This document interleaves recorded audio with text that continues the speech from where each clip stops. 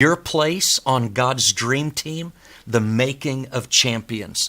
My heart is excited as I think about believers in local churches really engaging proactively in teamwork and not being spectators or observers. And, the very fact that you're watching this tells me that, you're more than a pew warmer, that you're already involved and your heart's already geared toward being a great team member in your church. But you have something to contribute.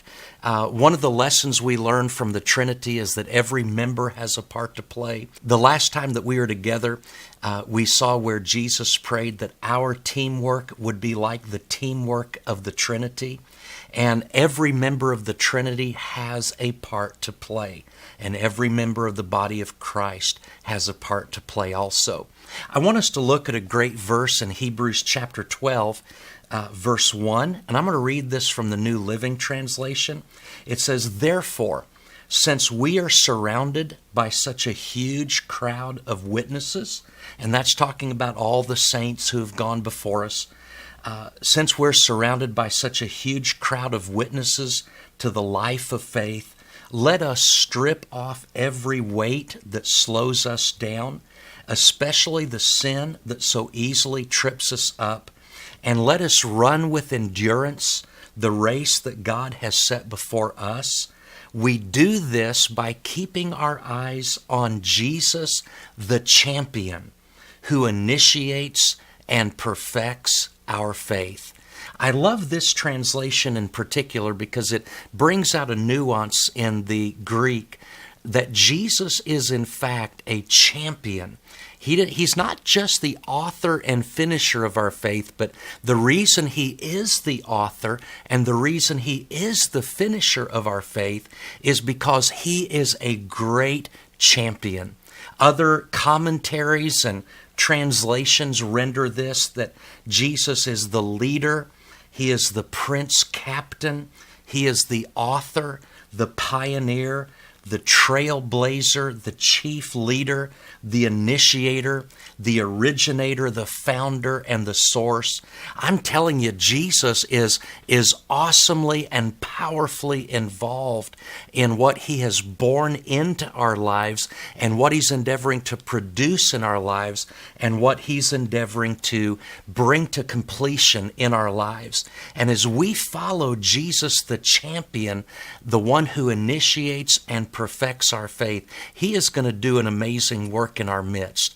Now, I have this presupposition, this premise that if Jesus is a champion and if we are following him, then you and I are going to end up as champions also. And we're going to be answering this question throughout this entire video series, and it's what the book is addressing. What does it mean to be a championship team? Because I don't believe that Jesus wants us to be, like the Keystone Cops or the Three Stooges. I believe he wants us to be a championship team. And I'm taking the word champions. This is how the rest of this is going to go. I'm taking the word champions and treating it as an acrostic.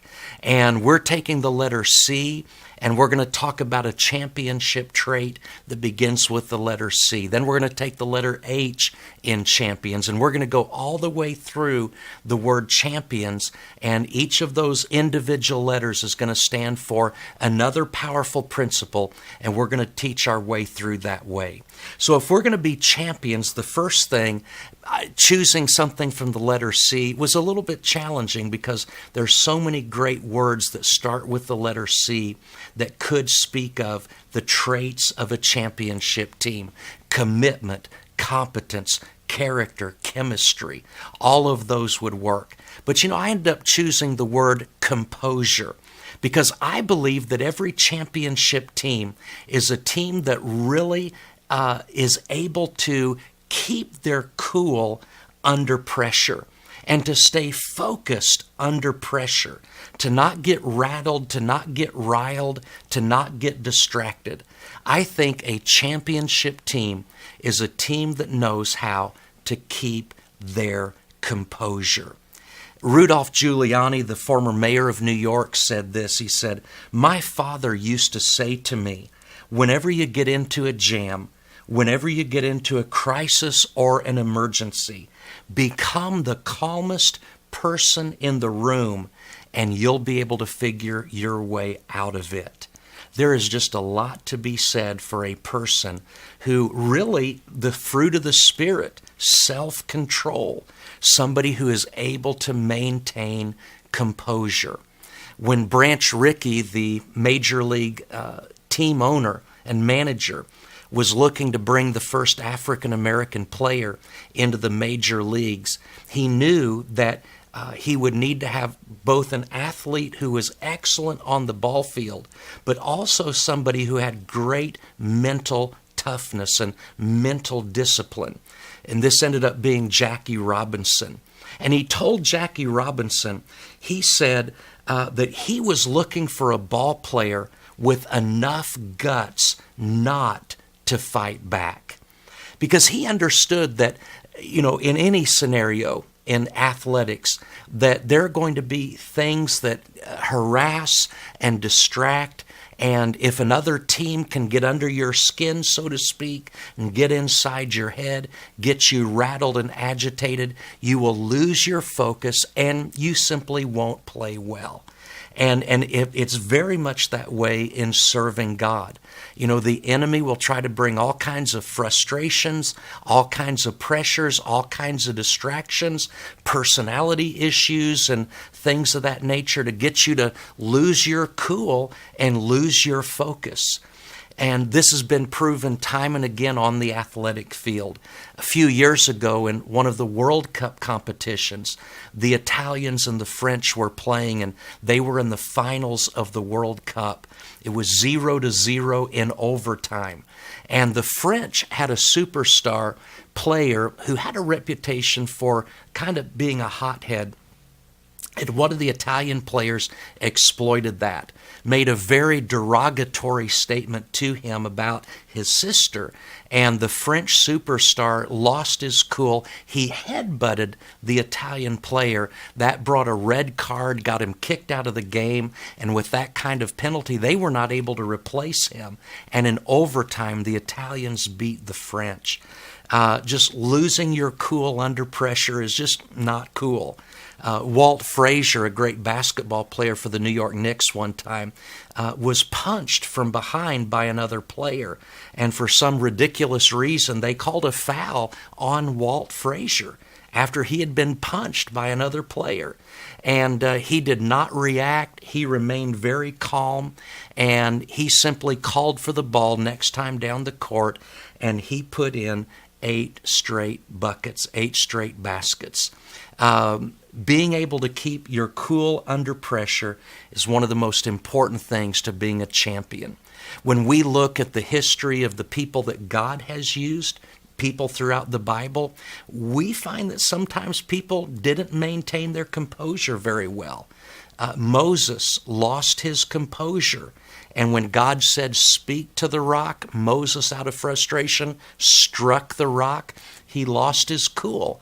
And he also lost the privilege of going into the promised land. Elijah lost his cool when he was threatened by Jezebel. Jonah lost his cool, when God gave him an assignment that he didn't want to do. Peter lost his cool in the Garden of Gethsemane and cut a guy's ear off. James and John lost their cool, lost their composure, and wanted to call down fire to destroy a city. So we just want to be people who are Spirit-led, Spirit-controlled, love-led, love-dominated, where we are not constantly reacting to other people.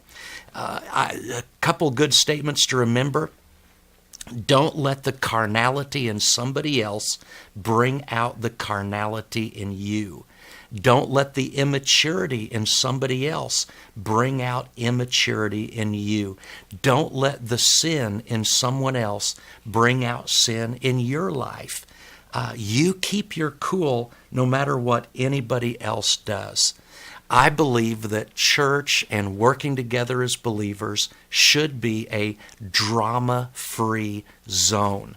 Now, if you have a drama department where you do skits and plays, that's okay. That kind of drama is good.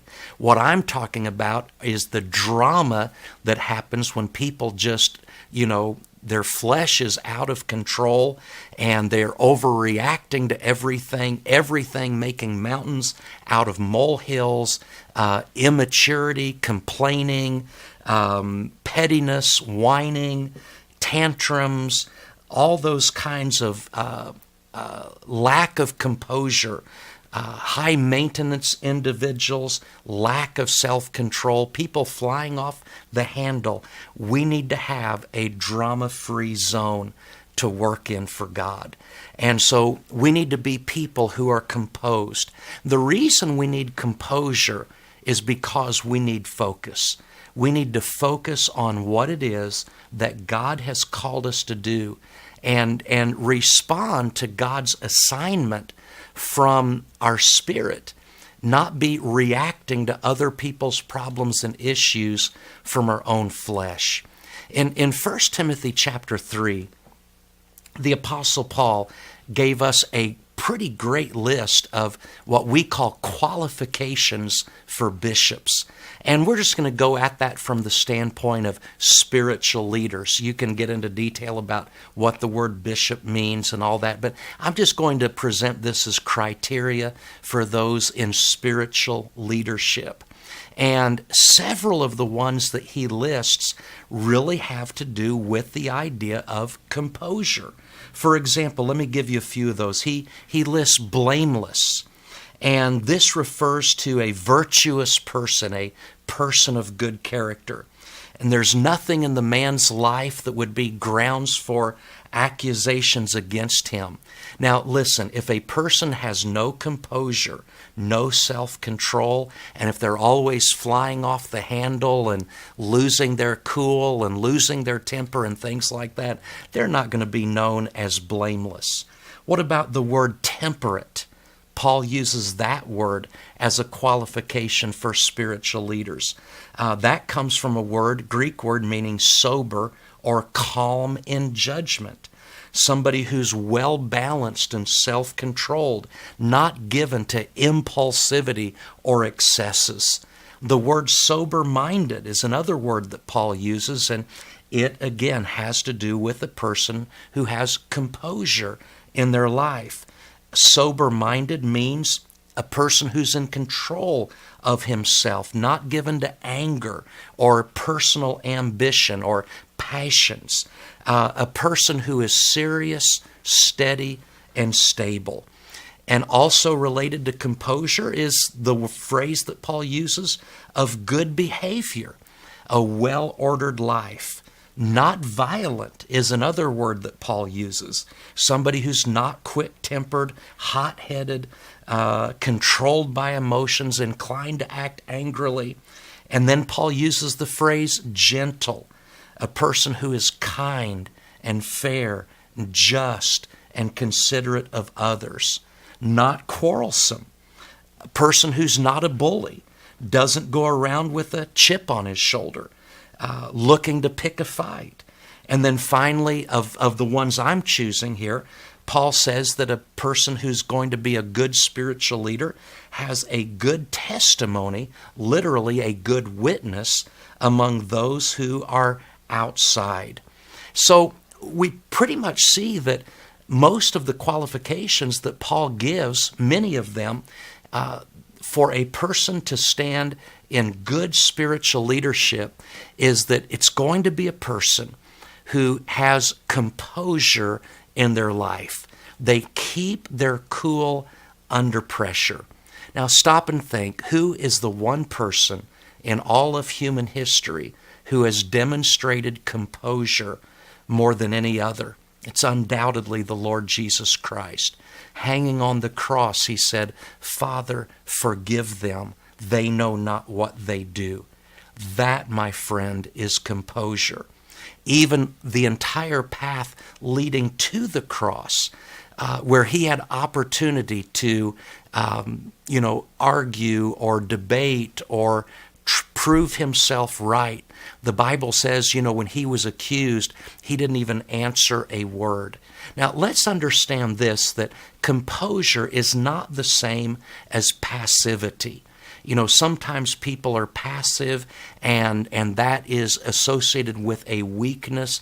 But I'll tell you what, there's really nothing weak about composure. Composure is strength under control.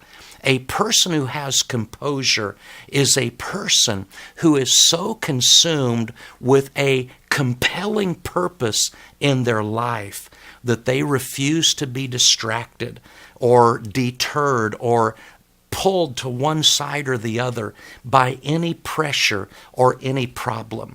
They are focused and they are intent on accomplishing their goal, and they don't allow themselves to be sidetracked or undermined or distracted. If we're going to be champions, we have to be people of composure. Listen, if you're not perfect in composure, take heart. Because a lot of the people that God called were not people who were inclined to good composure either. Just like Peter had to learn to get his turbulent emotions under control, he had to learn not to react and, take a sword out and cut people's ears off and, things of that nature. If you struggle in this area, it doesn't mean you can't grow, doesn't mean you can't learn, doesn't mean you can't develop the fruit of the spirit of self-control. But I'll tell you what, if all of us together will allow God to build this strength and this discipline of composure into our lives, it'll help us to be great champions for God. God bless you, and we'll see you next time. We were high odds-on favorite to win. And the game started just... First of all, everybody was on a holiday trip. Yeah, we thought very easy. Yeah, and we actually were laughing on the bus to the trip. And when we got there, they were very hostile. And they had prepared themselves. And some things went wrong with our team. So all of a sudden, we were, if you compare to soccer, we were like 3-0 behind. And we started to get nervous. The whole stadium was against us because it was their stadium. They were celebrating everything that they were doing, and they were booing everything what we were doing. And we started to blame each other, yeah, and which is something very normal, natural, yeah. And they were singing favorites, ha ha ha, favorites, ha ha ha, and they really got under our skin. And because we didn't have composure, yeah, we started to actually go down 4-0. Yeah. So we went in half time, and everybody with their body composure, negative, heads down. Yeah, there was people arguing and saying, "What are you doing? No, what are you doing?" And one of our very, very good players, he looked at me. He said, "I can't believe we're going to lose this game." And I exploded. I took him against the wall and said, "I am not going as a loser from this field." And it did change something. It wasn't the type of composure that he's talking about, but I was confident that we are much better than this team. And they were in seventh heaven. And once your opponent is in seventh heaven, it takes a lot of work to bring them back down to earth. We did win the game. Barely, but we won the game. But it was also a very important lesson. And what it taught me personally is how important it is when things are going wrong to have one or two members in your team that still believe. And I was one of them.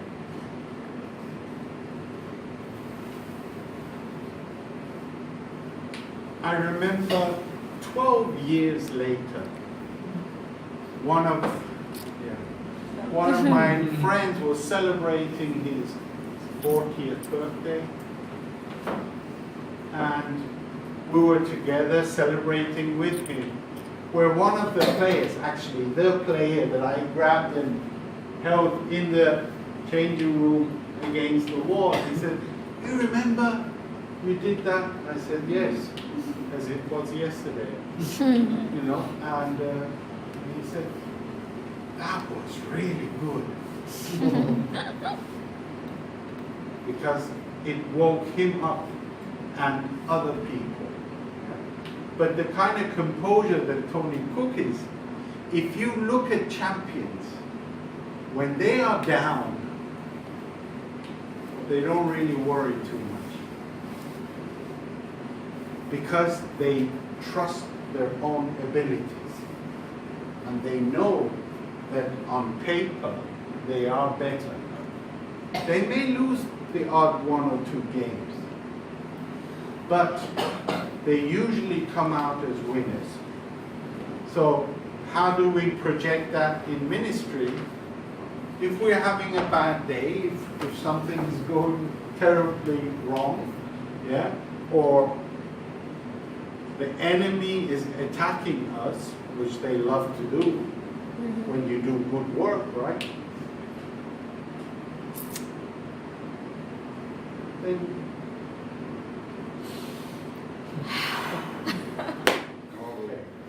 let's look at this problem. Let's see how we can deal with this. And the person that is calm, the person that is collected, the person that has composure is the person that finds a solution to the problem.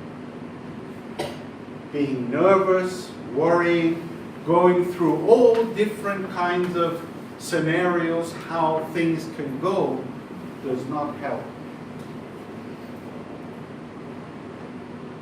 Sometimes you have people who try to fool themselves, and they come with a shout of motivation, and they say, "Yes, and we're going to," yeah? And you can see from their body language, they don't believe what they're saying. So how can I expect you to believe what I'm saying? But if you are calm, you don't need to shout, you don't need to make some incredible movements and scream the whole place down and say, "Yes, we're going to." Because that looks like, I'm a little worried right now, people, so that's all I know how to do. Okay? But if somebody has composure, they can look at you seriously and say, "Okay, people, let's take a look at this. Let's see how we can solve this." And I truly believe that all of us here can fix that problem. That's when people look at your composure and they calm down. I don't know if you've ever seen when an animal behaves the way his owner behaves. If you are nervous so is your dog. If you are calm, so is he. He mirrors exactly what you do. Agree? So if I'm a leader and my team, I don't want to refer as you as dogs, please don't. Okay, yeah. But if I have composure, then my team is composed too. If I'm nervous, so is everybody else. So, C for composure. What's the next one? So maybe you guys think what that could be. Humble. I saw the video. Humility. No, you've Humility. seen the video. Please don't say it. No, the folder. The folder. Now you're sitting there. And okay, all right. I always have to have somebody to blame. Right? That's part of composure. It's not no, but seriously, people, very, very important. And as we go along with this, if you truly look at these videos and if you consider what they actually mean, you will see that a true mark of a champion, he truly has composure. How many times when you support your nation, your team, yeah, when they're behind, everybody gets nervous and you try to motivate them, everything, yeah, and they win because they have composure. They come back very strong. And then it's like, wow, unbelievable. I thought we were going to lose that game. Yeah? The reason for that is because they believe in their own abilities. They believe in the possibilities. The difference to that sportsman is we believe in something much higher. And the greatest interview I ever saw, and I wasn't a Christian at the time, but it moved me. Yeah? There was the Super Bowl final, which is in my sport the highest honor you can have.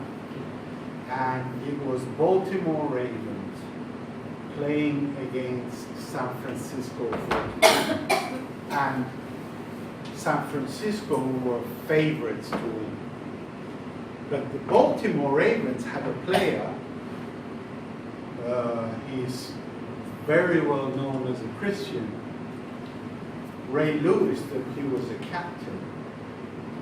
And in the interview, 2 days before the game, they asked him, how does he feel about the fact that he's probably not going to win? With a lot of composure, he turned around and looked at this guy and said, with God on my side, how can I lose? That moved me, and I'm telling you, I was not a Christian. Because you believe every inch of his body, his composure, his posture, everything said. And he wasn't talking about the game. He was talking about life.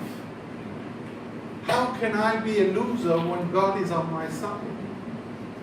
That's what he meant. Mm-hmm.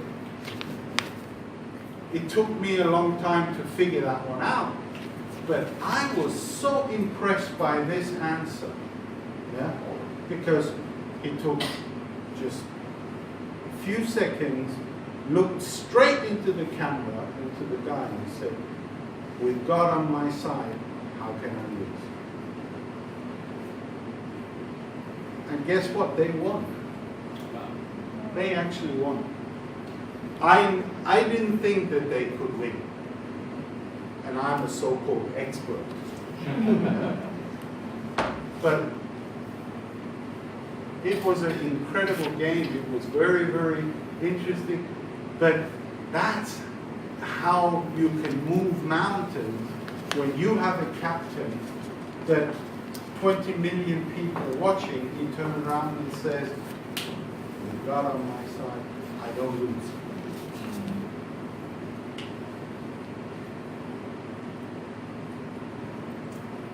Probably the only regret that I would ever have as a professional athlete is I never stepped on the field as a Christian.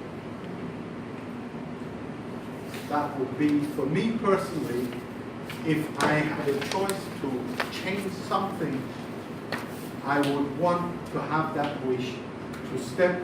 I used to respect the Christians that would pray together from both teams after the games. Yeah? And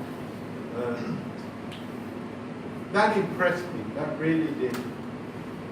And something that I never had the pleasure in taking part in. But nevertheless, nothing but a bleeding heart, because the age catches up with me. So, thank you very much. So, if somebody saw what age means, you have good eyesight. Okay, all right. Then, thank you for coming. And so many today. Yeah. You guys 15. miss me, yeah? 15. I miss you guys too. Only one absent. One absent. Sir Sandy.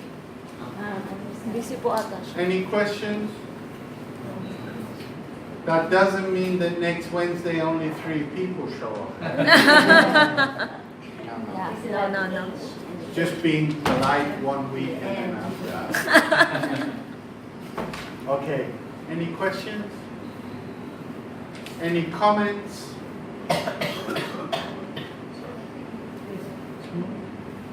We still have 5 minutes. I insist. So, anybody would like to talk about some composure situation that they were a part or involved in?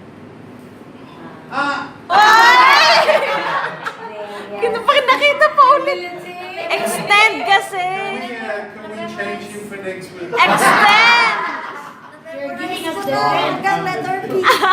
Extend. I remember. Humility. Extend mo kasi Open yan. again. No. No. It's a surprise. Send it in our group chat. Say Please, you remember? No. I had some until experience. letter F. I'm sorry. Letter A. I'm not that sure. Okay. You have an experience, Yes. Brother Josh, please. About composure, right? But it was not in the ministry. It was when I was when I had a duty in an emergency room when I used to be a student nurse before. So that time there was a dying man with a brain attack or a stroke or had a heart attack, and if I did not maintain that composure, I would, I was the only student there, and I need to assist and do something. Like composure is, it could save life if that only can be maintained. Yes, amen. Very good. Any other experience? 33 students are running up to your face and 33 students. all together running up to your face. But I do have a question about Yes. the difference between composure and passivity. Yes. Yeah, what is that? Very, very good question. Grabe siya. Being passive, yeah, is you show you don't really care.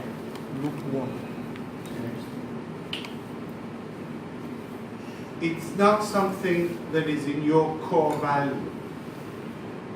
What you're saying is, I don't really care if we win or lose. I'm okay with both. Yeah? And that would be passive. Whereas somebody with composure would not act that way. He will not be happy with the situation. So very, very important, if somebody is being passive, yeah, people will look at him very often and say, oh, he's calm, you know, but he doesn't have composure. He just doesn't care. It's not as important to him as it is to me. Yeah? You remember we talked about when somebody has core values, yeah? They may not seem important to you, but they sure are important to him or her. Yeah? And when you interrupt somebody, we also talked about that, you're saying, what you're saying is not important. What I'm going to say is more important than what you're going to say.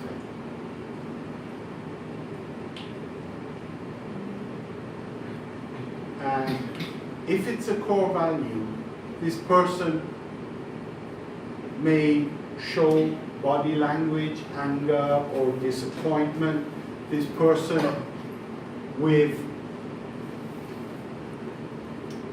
passivity, he would let him talk. He thinks he's important.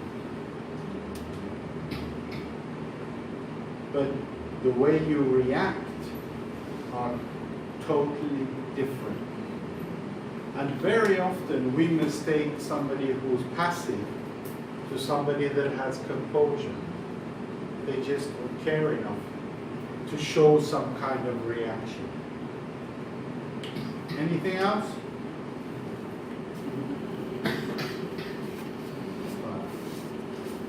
Have a good evening. Enjoy yourself.